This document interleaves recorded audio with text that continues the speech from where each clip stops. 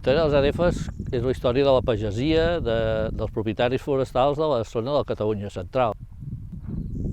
Comença a finals dels anys 70-80, quan ells se'n donen compte que hi ha un fenomen nou al món forestal, que són els incendis.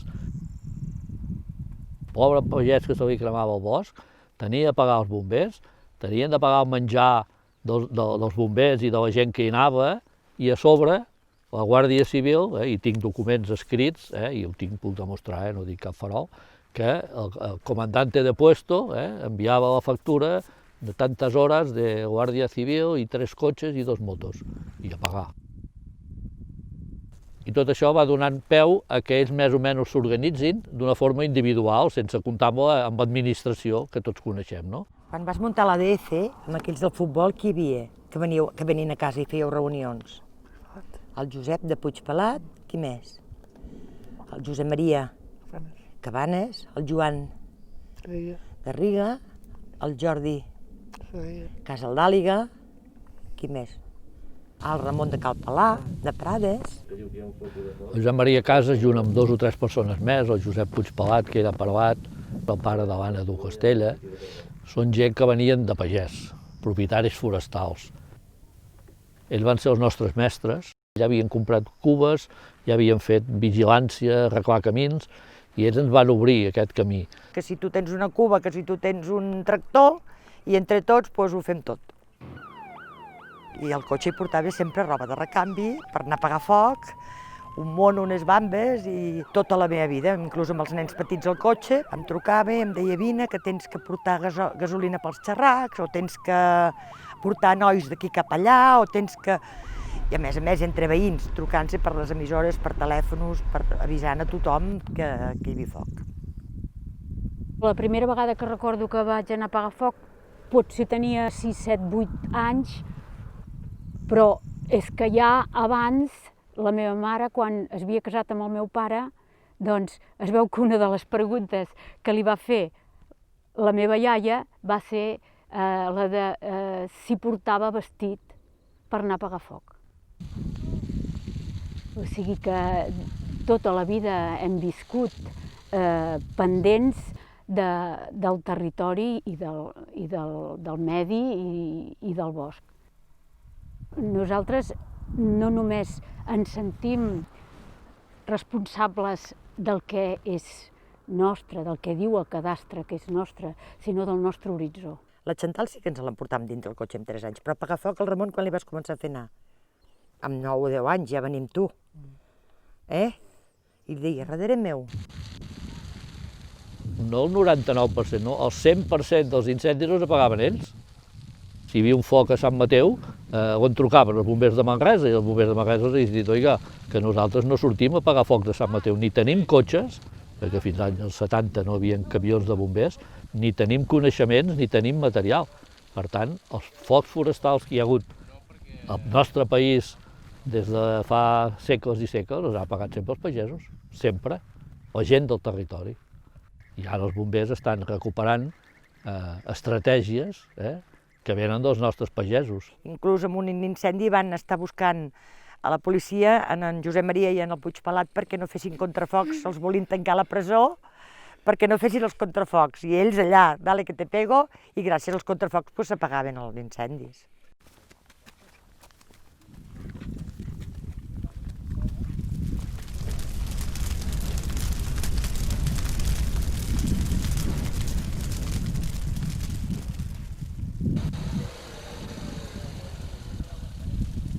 Fins que arribem al 86. El 86 ens crema Montserrat.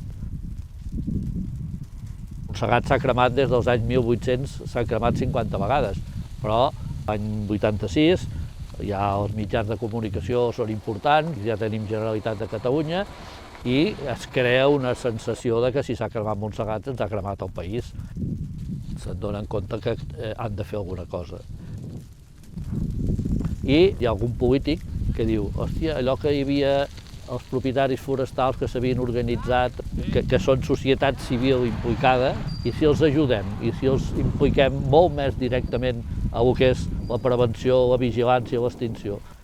I llavors, tota aquesta gent que ja venia d'aquestes associacions de propietaris canvien els estatuts molt ràpidament, som associació de propietaris, passem a dir-nos ADF i rebem totes les ADFs una quantitat important de diners.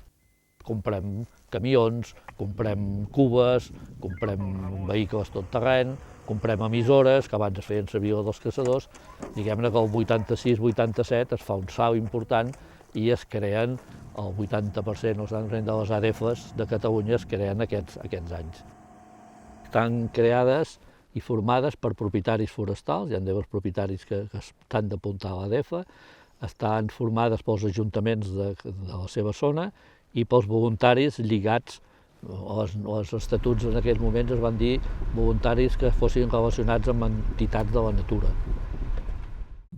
L'any 86, que hi ha el gran incendi que afecta Montserrat, però que també afecta l'Empordà, doncs aquell poder va ser el detonant que em va fer pensar que calia fer alguna cosa més que el que feien a casa meva el meu pare, el meu oncle i molta gent, que era anar a apagar foc. I vaig veure que les ADFs eren una bona eina perquè ens permetien fer més coses que no anar a apagar foc. Jo deia que ens permetien fer lluita integral contra els incendis forestals, ens donaven la possibilitat de netejar pistes, de desbrossar, de fer franges de protecció, de fer punts d'aigua, de fer vigilància i el dia del foc també de donar un cop de mà. I el 94 ve la gran sotragada, la sotragada perquè agafa les nostres comarques i se'ns cremen 40.000 hectàrees amb un sol incendi de 5 dies. Havíem començat el 87, 88, 89, 90... Començàvem a assumir que érem bons, perquè en uns anys puguem fer molt bé. No havíem pensat mai que al Bages o a Catalunya hagués pogut haver un incendi de 40.000 hectàrees, amb tots els recursos que hi vam arribar a posar, amb la quantitat ja d'helicòpters que hi havia, d'avions, etc.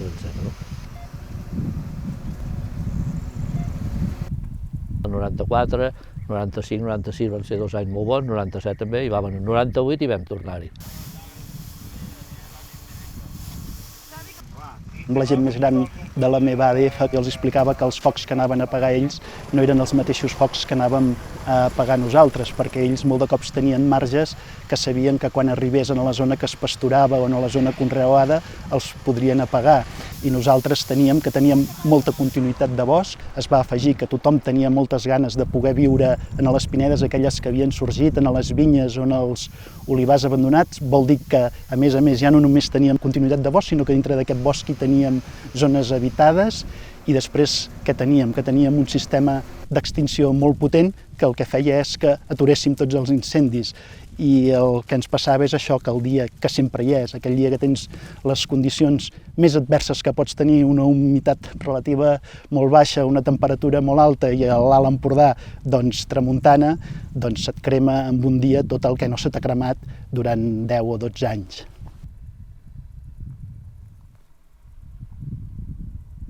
Si no es treu massa combustible del bosc, amb aquestes temperatures que hi va havent, doncs estem en molts mesos de risc que es produeix una ignició i, per tant, una propagació dels incendis. Aquesta casa s'ha ensorrat, aquí no viu ningú, no hi ha bestiar o molt poc, per tant, el bosc, tot això s'ha abandonat. Aquí ningú treu fusta perquè no és rentable, ja ho veieu, arbres morts per tot arreu que no els han ni tocat perquè això no és rentable, fer venir a treure aquesta fusta. Si això no volem donar-hi el tomb, que aquesta vida aquí torni i que el bosc sigui rentable i que la càrrega de foc baixi, això no ho aturarem. I ara tots ho entenem, no? I que, per tant, cada vegada més el foc augmenta de potència, el foc és més complicat, hem de ser més prudents, hem de treballar amb més seguretat, tenim una problemàtica gravíssima que és la interfàcie urbana forestal, les urbanitzacions. Jo diré que fins ara hem tocat fusta i ens ha sortit molt bé, però quan veus Portugal, quan veus Grècia, quan veus França, ens preocupa molt. No cal posar més avions, ni més helicòpters, ni més exèrcit. O fem gestió forestal, o fem tallafocs, o fem neteja, o fem gestió forestal, no serem capaços i tindrem un susto un dia. És un repte que tenim tots, que no és fàcil, perquè els mateixos bombers s'han hagut d'adaptar a aquestes noves circumstàncies i les ADF encara més. S'ha fet tema de transmissions, s'ha fet tema de pràctiques d'extinció, tema de socorrisme bàsic, i és una de les coses que ens fa una miqueta més grans en el sentit d'aprendre, que és molt important. La gent de fora els hi costa entendre que hi haguin 7.000 i pico de persones voluntàries a Catalunya i que tots estiguem per una mateixa causa, que és el civisme, l'estimar la terra i poder cuidar el nostre entorn. Cadascú s'estima la seva font, el seu raconet, el seu bosc, el seu turó, i això a Catalunya tenim la gran sort que n'està ple, de turons, muntanyes i voluntaris que ho cuiden. En aquests moments encara tenim que molt de cops depèn de les persones. Si hi ha molt bona sintonia entre les persones de les ADFs, de bombers, de gent rurals, doncs aquesta sinèrgia funciona molt bé. El que cal és que l'estandarditzem i que l'escrivim i que sigui sempre així en funció no de les persones, sinó de l'organització. En el moment en què estiguem formats i en què estiguem organitzats, podem ser aquella eina que faci que la nostra estructura d'emergències tingui més resistència davant de situacions molt i molt complexes i complicades que sabem que en l'arc mediterrani es donen regularment. Les relacions humanes són prioritàries i tenim clar que qui mana en un foc són els bombers. Qui mana en un foc actualment són els bombers. Jo crec que això es va entenent.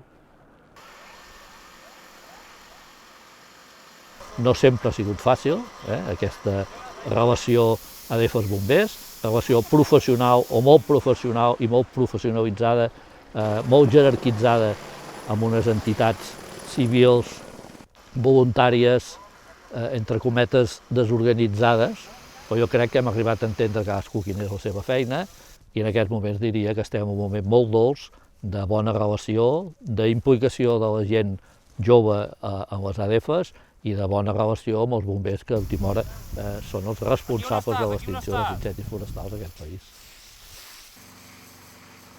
El voluntariat ha de complementar l'estructura professional dels bombers i això és el que pretenem, i això s'ha d'entendre. El voluntariat té el bo i el dolent, té unes limitacions de temps i de treball que s'han d'entendre. Els bombers sols no poden perquè hi ha una cosa que és bàsica, que és el coneixement del territori. I les agrupacions de defensa forestal han de conèixer el territori, han de saber per on es pot passar i per on no es pot passar, han d'estar alerta dels camins, has de cuidar el territori perquè estigui preparat, perquè quan vinguin els bombers sàpiguen per on passar i tu has d'estar a punt per portar-los aigua allà on la demanin. En molts incendis nosaltres estem aportant el doble o el triple de litros d'aigua, per exemple, que tenen els bombers. El doble o el triple.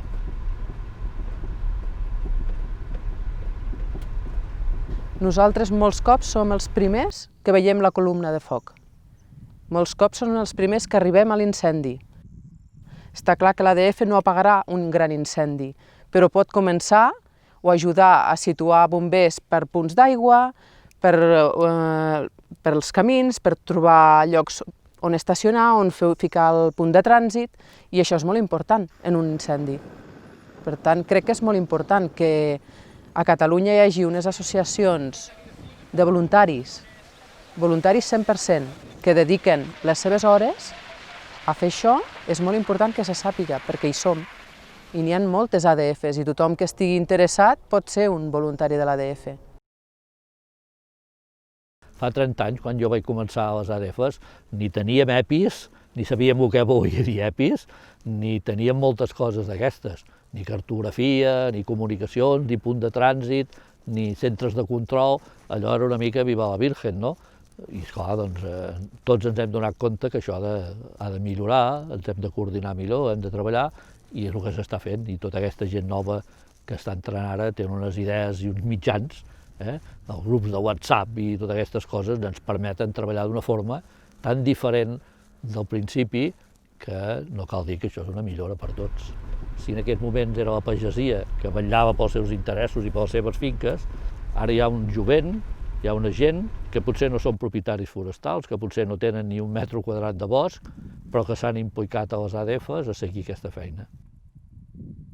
Vivim en una formació constant, perquè qualsevol pràctica que puguis fer et forma sobre coneixements de l'àmbit, de camins o qualsevol cosa. Després, a part, les formacions que fem periòdicament amb bombers, amb protecció civil també col·laborem, bueno, fem formació tots junts.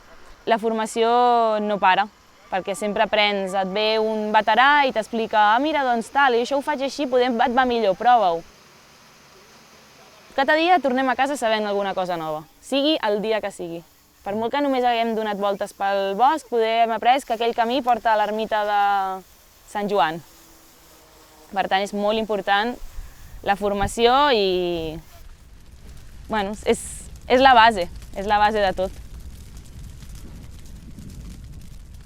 La paraula voluntariat no ens el prendrà ningú, un coneixement del territori que tampoc ens el prendrà ningú, i anant cada dia més a ser millors, més ben organitzats, més ben equipats, però mai serem, ni volem ser-ho, bombers ni voluntaris ni bombers professionals. Volem continuar sent voluntaris defensors de la nostra terra.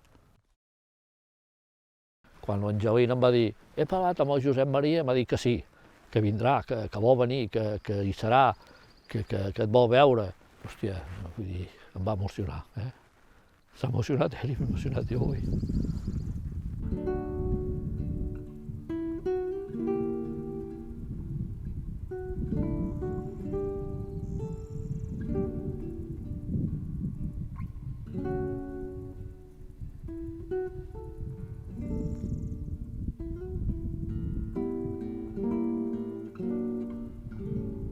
I una mica perquè se'ns va cremar Montserrat, les ADFs estem aquí, no? I és molt curiós, mirant la història de Montserrat, Montserrat es crema cada 15 anys. Quan no crema per la banda del Bruc, crema per la banda de Monistrol.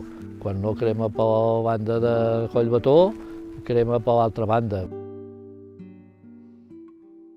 Quan es cremaven als anys 1900 es cremava Montserrat, ningú se n'enterava. Hi ha un escrit del diari que em fa gràcia, el diari de Manresa, que diu explica un pagès que ve dels Brucs, que ha arribat a Manresa, explica que diu que fa 2 o 3 dies que crema Montserrat. Això escrit a un diari, i es queden tan panxos, No hi ha cap més notícia d'aquest incendi. L'única cosa que he trobat d'un incendi és això, que un pagès ho explica. Explica un pagès que baixa dels Brucs, que diu que fa 2 o 3 dies que crema Montserrat.